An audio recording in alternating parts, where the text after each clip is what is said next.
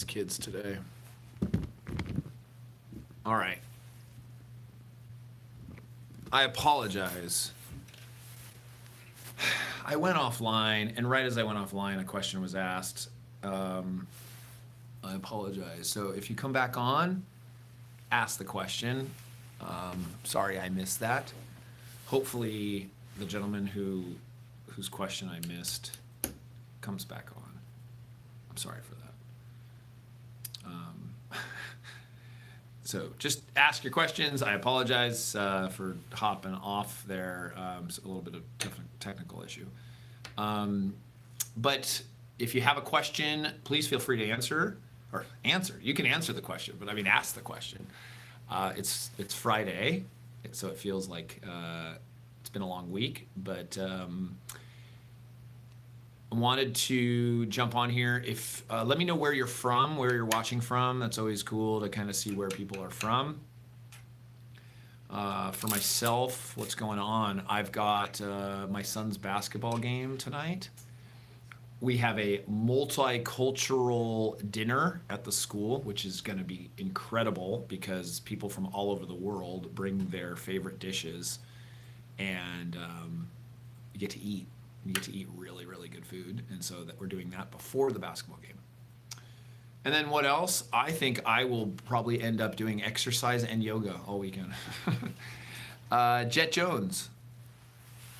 Ooh, this is a good one. How do you deal with overbearing in-laws telling you how to do things with your new baby, like giving your 8-week-old sugar water to get rid of hiccups? Okay. This is good. So, in-laws, which would mean that you are married, this is the responsibility of your wife. Your wife needs to be on board with you. And something that I was taught this by my mother, who was very smart, best-selling author on relationships, very, very astute with communication, is that you cannot tell the in-laws what to do. That is the job of your spouse, because it's not your parents, it's her parents.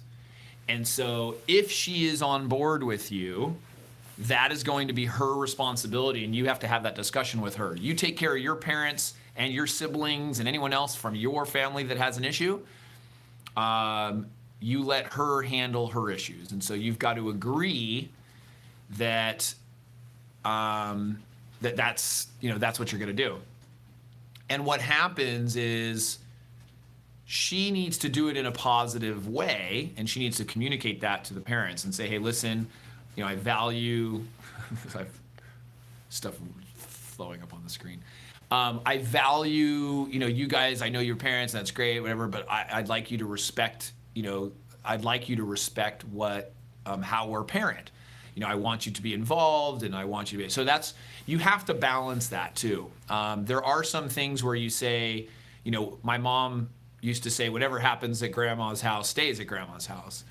And she argued with me a little bit, and granted, she was the best mom in the world, but she felt she had a little bit looser guidelines than I did because she was the grandma. And so one of the things that she said to me was, especially as they got a little older, she said, if they remember me, like as an example, she gave them candy. And she said, if they remember me because I gave them candy and they remember having an amazing time at grandma's house when they came over, I think that's okay. And I began to understand that. And especially then she passed away and my kids remember the fact that they were able to go over to grandma's house and have candy. That's a special memory. And I don't want to take that away from them and from her. So I think what you have to do is first, you got to make sure if it's your in-laws, it's the same thing with siblings. If you have if you have a spouse and her sister is just terrible, she has to deal with that. That's not something that you need to deal with. When you cross family lines like that, it becomes a nightmare. If your wife is not capable and or doesn't want to, then you have an issue with your wife that you've got to solve. And you've got to solve that problem. And then it becomes, because you cannot jump those lines.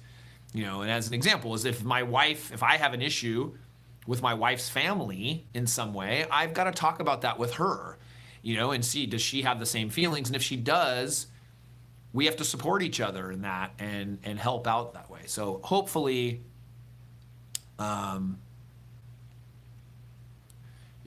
has some good feedback. I had to tell my mother-in-law that she could not tell me at my house. My husband always took his side. I looked at him with my wifey eye, of course. You just can't cross those lines. So hopefully that helps. Chilled Aurora, if my daughter breastfeeds for bedtime, how can I help her go to sleep with a bottle if my wife isn't home? I'm from Washington State. I have a 5-month-old daughter. Keep in mind she's crying the whole time. Yeah, well, she is going to probably cry because she's used to having mom. The best way that you can do that, obviously, is in agreement with your wife. Is maybe supplement occasional bottle feedings, so that and even have your wife bottle feed her on occasion, or you're bottle feeding her. Eventually, depending on how long you're breastfeeding, the child will wean off of that, and you'll be able to do it. But yeah, it is a little frustrating. I mean, I'll even give you an example. I have a 9-year-old, and my 9-year-old daughter had some issue, and she wanted to talk to mom about it. She didn't want to talk to me about it, and part of it is because it's a medical issue. Something hurt her hand hurt, and my wife is a nurse. And so in her mind, I said, well, I can help you. I can handle it. And she didn't want to talk to me. And mom wasn't home. So it still happens as they get older. So as it relates to the breastfeeding, you're going to have to, get the child used to maybe doing a little bit of bottle feeding. And so once in a while, maybe while she's there or something and comfortable, you've got to introduce that. But yeah, I can understand that's frustrating because you want to be the one solving the problem, and she's just going to cry the whole time. So there's not really a secret. It's not like, you do this with the bottle or you do that.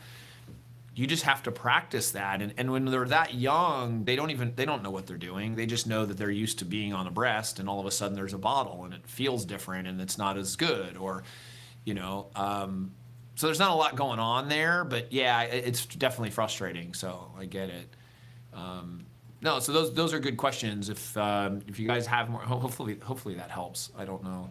There's not really quick answers to everything. With some parenting things, of 100 parenting questions, there are some that are quick answers, but there's certainly those that don't. And sometimes too, I can look back now because my children are older. I recall so many of the things that I worried about when my child was young, and were frustrating and would bother me. I look back at those things now and have trouble understanding why I made them such a big deal. And hindsight's always easy, but when you're going through it, you think a lot of these things are big deals and you're trying to solve these problems. But the truth is that so many of these things kind of work themselves out. And especially when a baby is born to 1, 2, 3, 4, 5, 6, 7 months, like everything is just being figured out, and a lot of times you won't have those answers. And certainly people can give you tips, and that's what we're here for. But every child is different. Every situation is different. So if I can give any overarching advice to that, it is try to remember that none of these things last forever. None of it lasts forever. You feel like it will. I mean, like even your child sleeping through the night, you feel like, oh my gosh, I'm never going to get a good night's sleep ever. But eventually you stick with it. You start doing some sleep training. You do those things. Eventually the child goes to sleep on their own. And it happens like that with so many things, is that, as new parents, we stress out. And I just look back and I wish I knew now, or I wish I knew then what I know now. And the biggest change I probably would have made would have been my attitude towards everything. And the fact that I stressed out about so many things that were probably not that big of a deal now that I'm able to look back at it. At the time, somebody could say, well, that's not really that big of a deal. I don't think you should worry about that. And Absolutely, it is a big deal. You know, the fact that I'm not getting sleep, the fact that the child's not eating, or you feel like you can't console the child because they're crying and they want mom instead of dad. Like, all of that stuff is stressful. So a lot of the stuff that you have to do as a parent, and the things that I talk about a lot in my videos, is managing yourself. You know, you're managing your own emotions, you're managing your own stress levels, you're managing, and actually, it's funny, one of the gurus that I listen to talks about you shouldn't even, like, managing stress. And the thing that he says is, like, why would you want to manage stress? You know, stress shouldn't even be in your life. You shouldn't even allow that to be in your life. And that's a different way of looking at it. It's like, you don't want to manage those things. You want to avoid those things. And so those are some ways that you can do that, is, you know, using techniques like I've said, of meditation and breathing, and you talk to yourself. And, you know, I just released a video yesterday, which for me, I feel like was really, really important. The message is really important. You know, it doesn't get as many views as, but I don't care. But it doesn't get as many views as many of the other, like, instructional videos and things like that. But it doesn't matter. Like, that's a video to me that is really important, and that was about managing our own feelings and managing when we get annoyed. You know, how do we manage that, and how do we deal with that? And that's one of the things, I mean, until this day, and one of the funny things, I did an Instagram and Facebook story about it, was as I was recording the video, and it's about being annoyed and how you deal with that when you're annoyed by your kids, I was getting really annoyed in my office. There was noise next door. People were talking in the office next door. I have an office suite, and there's other offices with other businesses, and they were just really, really loud. And I mean, not on purpose. They're doing their business and talking, and I mean, they weren't trying to disrupt anything. But recording video and the sound and everything else, you can see, this is one of the doors behind me. This door is a sealed or closed door. And it actually, there's an other office behind it, because it used to be a bigger office building, or a bigger office.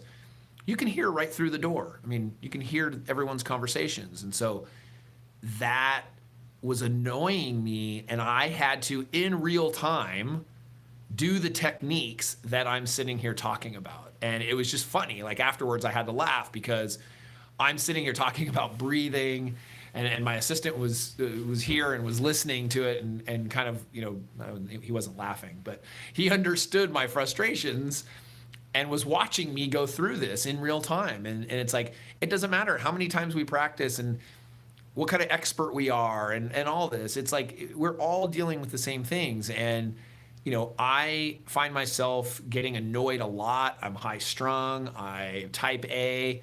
And so I have to do these things to feel better. You know, that's part of the reasons why I meditate, and I work out, and I eat well, and I make sure I get sleep, and I do it.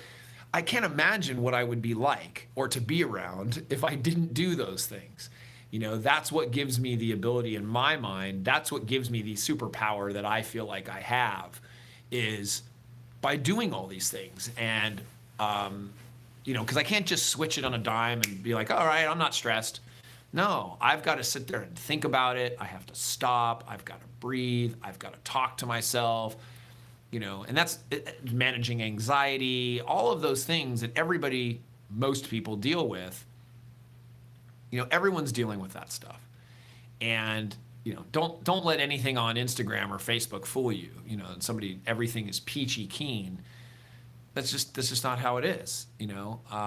And so that was quite funny to me, that, you know, I'm sitting here in real time getting annoyed. You know, the cool thing about video is that I didn't have to show that on video, but, you know, now thinking about it, I should have shown it on video as like a B-roll, you know, or I'm going to be making a different channel for myself, that I could have probably shown that.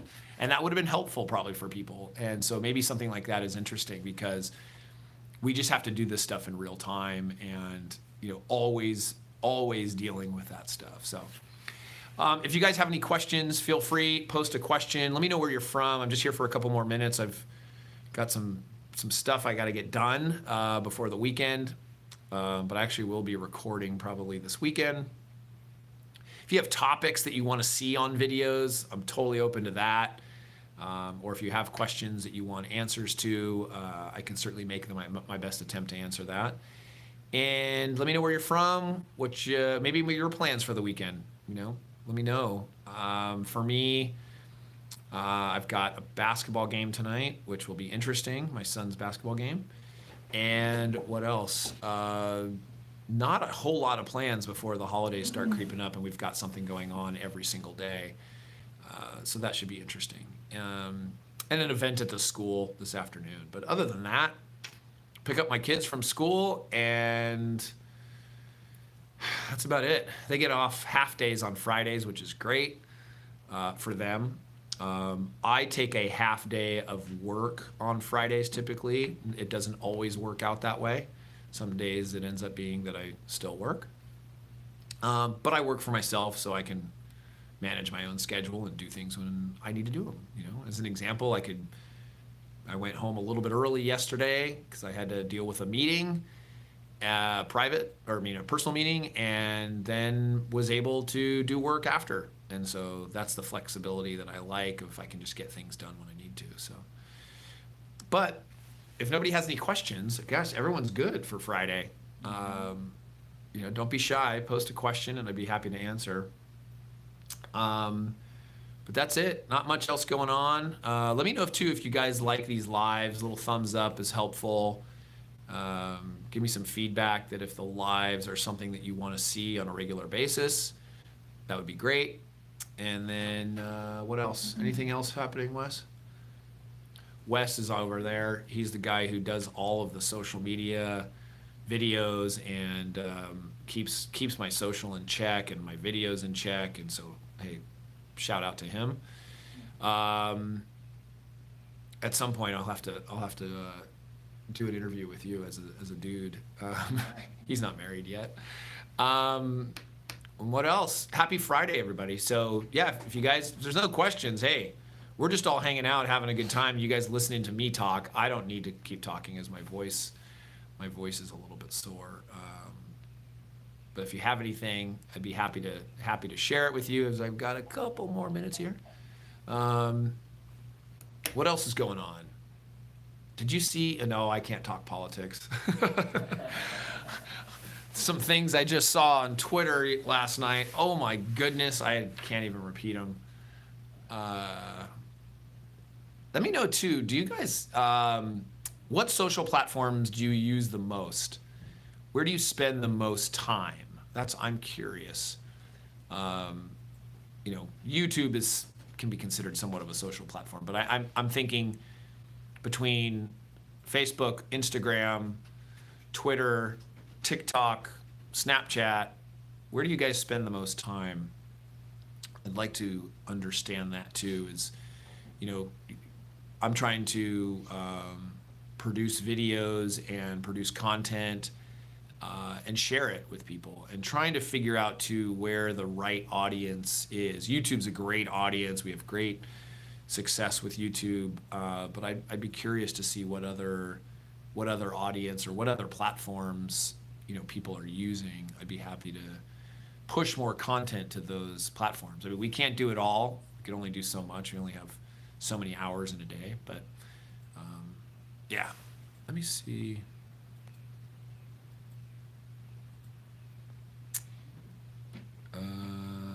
Oh, you know what? Live feed wasn't working. That's why. There's all these questions coming through. I apologize. And my feed wasn't working. Jeez. Wow, that's bad. Sorry, guys. Now oh gosh, there's a whole bunch of questions here. Tasha asks, yeah, I'll go through these pretty quick. Tasha asks, can a father have postpartum as well? Absolutely. I have a video called Male Postpartum Depression. Go check that out. It's a great video on that topic. That's probably the best way to answer that one. Gosh, sorry. Wow, there's so many here. And they just, oh no, never mind. It just popped up.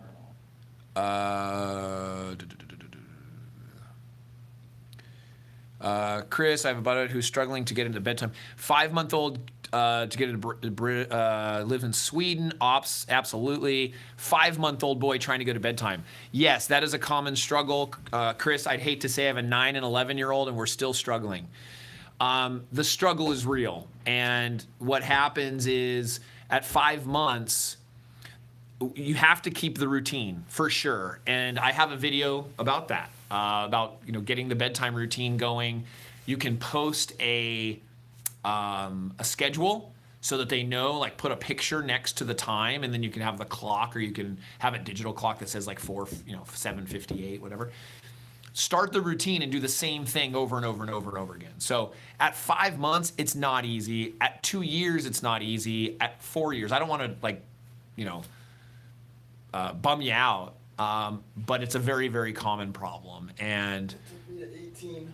yeah, my assistant says it wasn't until he was 18 years old that he actually was able to go to sleep and he would listen. Yeah, I mean, listen, my kids, I've been doing this for so long now. I'm very disciplined and all that. And there's still issues. The issue is they don't really want to go to sleep. And I asked my kids, and they said, because of going to school, they are on top of it. They're ready to go, timely, everything. I said, why don't you guys do the same thing at night? And they said, because we don't want to go to sleep. We like going to school. We don't want to go to sleep. It's boring, And unless they're really tired, and then they kind of just say, okay. So, they're at the age 2 now where it's like, they need to shower, they've been doing sports or whatever. And so the tips are just you got to stick with it. Stick with it, be patient, understand, that it's going to take some time. You can write it down, do the same routine, start a little earlier, do all that. And, you got to be careful too how much time you're spending on it. You sitting in the bed for a half hour because you're trying to get them to fall asleep, not going to work. You can only do that for so long. And so, yeah, you've got to look at some of the routines. We've got a couple videos on bedtime you might want to check out. That is something, like my daughter still, she's 9 and she still loves the attention, but it's sporadic. And I know, though, if I give her, now it's like 2-3 minutes of solid attention before she goes to sleep. Snuggle, rub her hair, something, she's fine. It doesn't take that long anymore. It used to be a longer time where, no, don't leave, but you can't deal with that. So let me see what else. Sorry.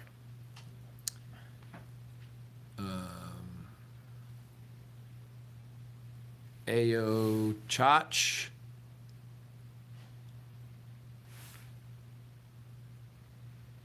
Thank you. I think that was a compliment.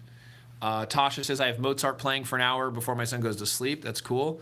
A small nightlight, ambient sound, window view, plenty of hugs and affection. Yes, the plenty of hugs and affection is a good one. The only thing about the ambient sound and the light, I get it, and that can totally work. The problem then sometimes happens when you are somewhere else. Like you go on the road or you go to a friend's house or whatever, and then they have trouble sleeping. So you got to kind of be careful with some of that, but I get it. It works. But the plenty of hugs and affection, that's a great one, because that's where they feel like they got fulfilled, because sometimes that's the main reason that they won't go to sleep, is that they want that attention. And so if you're giving them that attention, you're doing a bath time, you're doing a story time, you're snuggling with them, give them some hugs, they're going to be a little bit more fulfilled. They're not going to, that's what they want. So, how do I feel about my wife who is concerned about global warming and won't buy Pampers? How do you deal with it? I'm not sure if I understand. She's rightfully so concerned about global warming, and if that's her thing that she doesn't want to buy Pampers, then you've got to discuss that and figure out if she's wanting to buy. I'm assuming then you're probably wanting to get cloth diapers. Then you might have to deal with that. Usually the person who's a little bit more concerned about those things wins, if you will. It's not a win or lose, but you're the one who ends up having to deal with it. So I get it. When my kids were going, 10 Pampers a day is a lot. So from an environmental standpoint, I get it. I totally understand it and respect that. It might just be something that you're going to have to compromise on, or you're going to have to fight it. You got to decide that. If that's a battle that you want to go head to head with, That's up to you. I don't know that I can give you advice on that. I don't know your situation. But yeah, you've got to take, especially when somebody is concerned about anything, when they're concerned about other people, when they're concerned about the environment, when they're concerned about stuff like that, it's hard to argue, in my opinion. If my wife says, hey, I'm really concerned about XYZ and I think we need to help them, it's kind of hard to say, well, honey, I don't think we should help them. I don't think we should do that. You got to manage that and you have to talk through that. So, it's having a respectful discussion about it and see if, maybe there's some sort of compromise. Maybe you only use 2 Pampers a day. I don't know. Maybe you can see if there's some kind of compromise. When your kids start the initial teething symptoms, yeah, you know what I think I'm going to do? I do need to do a video on teething, drooling. It seems like that's a common question. Thank you for that suggestion. What can I do for free in the winter to accommodate my son's high energy level? Get a treadmill. No kidding. Like they say that about like puppies and dogs too. Run them. Without money, if there is any sort of indoor activities, sometimes communities. I know our communities. Our community has things like that. Sometimes it can be indoors. They have like community basketball programs and community sports and things like that, where it's pretty inexpensive, if not free. So those are things to do. Another would be set up something in the garage, exercise videos. There are a couple, sorry, I don't know the names. There are some exercise, I'm sure you can find them on YouTube also. But maybe set up a little, if you have a garage, or if you just have like a room, a little area in the room, and call it like the exercise room, or call it something like that, where they can have fun, they can help them set it up, and then they can follow along and do exercises to videos. My kids loved it. They loved whether it was yoga, if they're more energetic and there's like running and dance. There's also dancing videos. My kids loved those when they were younger. Where they would learn new dances and they would be sweating and just, getting that kind of energy. So that could be something you could do, but get them involved in the process, saying, hey, we are going to make an exercise area, or we're going to make a fun zone. Maybe do something like that. Call it a fun zone. And if you don't have a lot of space, maybe make it in the corner of your living room, or, if you do have a garage or something, you could do that. And maybe make it, put a little padding down if you had it, or get a little radio and put it over there, or a little TV. Just kind of be resourceful for what you have. And if you don't, then just set up a phone or an iPad or something and use those videos and do a little bit of exercise. Those are some things that are free. I think that works. Those kinds of things worked really well. My kids loved yoga. Surprisingly, like it was the opposite. They wanted to calm down, like sort of near the evening, or we wanted them to. And so it was like stretching and, just very calm things for them to like breathe and do that. And then in the mornings, they do running club at school. We live in San Diego, so you can be outside at any time during the year. But they run in the mornings, and it helps a lot. Actually, the school organizes, it's called Running Club. And my son is, he's already, I think last year he did 230 miles during the school year, and he was 10 years old. So, literally he was running like a mile a day, a mile and a half a day, 2 miles, I don't know, plus some other events that he did. So it really, really helps. You get that energy out, and they enjoy it. So hopefully that helps. Yes, my live feed wasn't working. Cool. I'm glad you guys liked the live. Hopefully, I can continue to do this. Any other questions? Instagram. I had asked before, what kind of the social networks that you guys really use the most, that you consume. I should ask that in a different way. People seem to be coming to Facebook, or I'm sorry, to YouTube, which I'm on. I used to do a live stream to like every platform, but for YouTube, they seem to be coming for education and to learn. And then obviously for Facebook, it's interacting, it's friends and family and that kind of stuff. And then Instagram is kind of discovery of pictures and humor and that kind of thing. And so for me, what I'm trying to understand is that, where people like yourself would consume my content the best. If I was doing Instagram lives, is that good? Like, do you want to see stories throughout the day, or if we're recording, or, I want to make it valuable for people. So I don't want to just, provide content that's not really valuable. I want it to mean something. And so for me, YouTube has been the best platform because the information that I'm providing is, quote, educational, and in the way that we are putting it out there. If Facebook is different, people don't really go to Facebook to learn. And so, we haven't been as successful, and use the word successful, we haven't pushed it as much. The type of content that we have doesn't resonate as well on Facebook. And so, we would have to change the way that we deliver the content by, making it more funny, making it a little bit more digestible and lighter maybe, or even more emotional. That's the thing we're trying to learn too. So, yeah, I'm just curious. Tasha, glad to have you back. Remember you were here last time.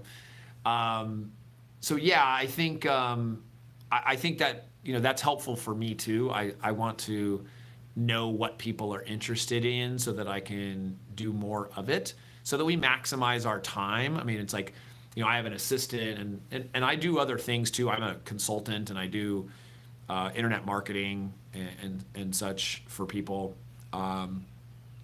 So it's about managing time. I mean, I love the Dad University material. I love doing the videos. I like doing I went from love to like.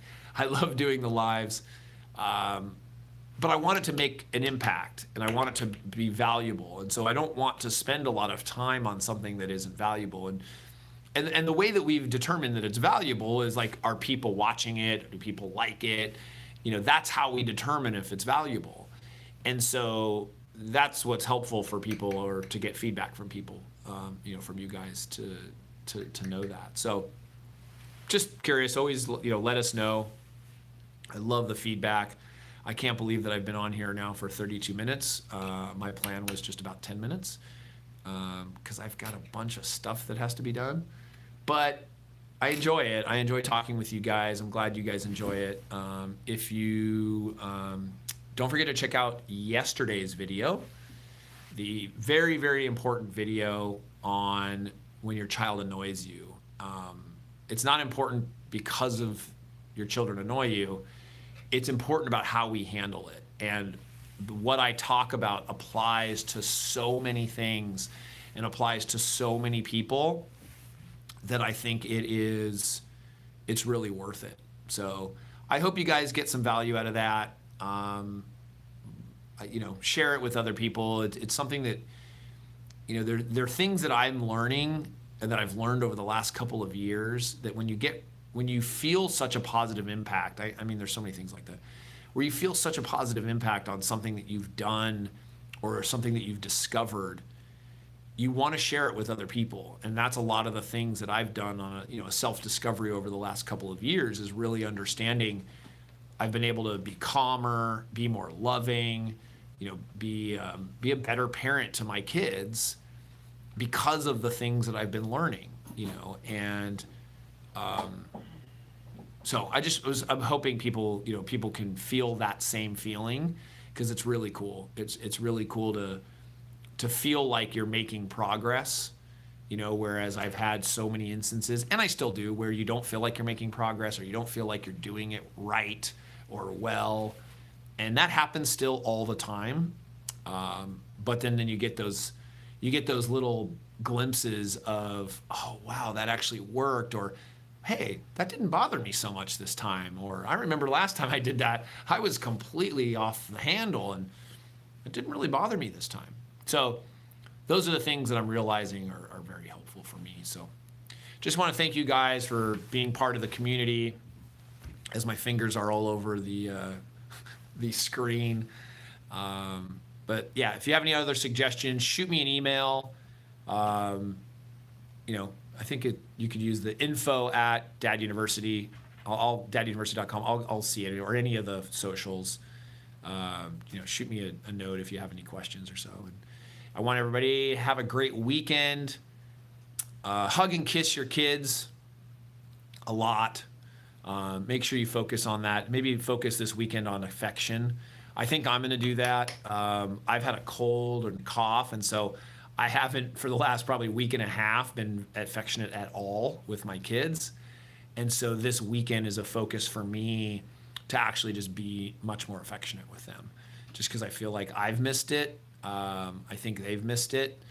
And so, at least I hope they missed it, right? They're like, I don't care, Dad. So just, make a goal for yourself this weekend and see if you can accomplish that. So love to everybody, and see you soon.